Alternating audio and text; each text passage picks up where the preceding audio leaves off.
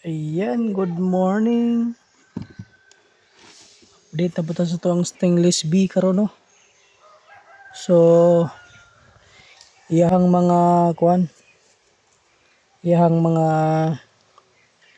tawag ani, larvae kani bagong itlog.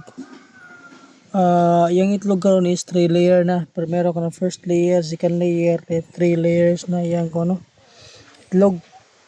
And then good news kay nagkadaghan siya, nagkadaghan po niyang dugos.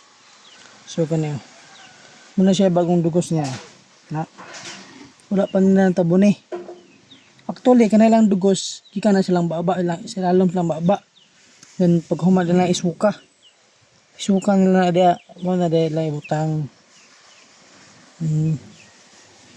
Dayon kani siya kaning murag orange kani mo siya tawag pollen. Kani nagsugod na po sila og buhat og larvae oh.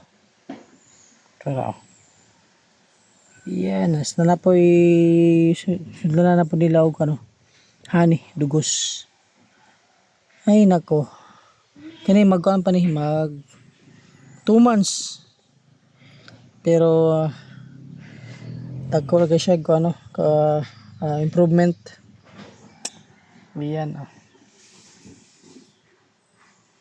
So mga Muslim mga 6 months magakuha na tan mag-harvest sa tani sila ang honey. Kani oh.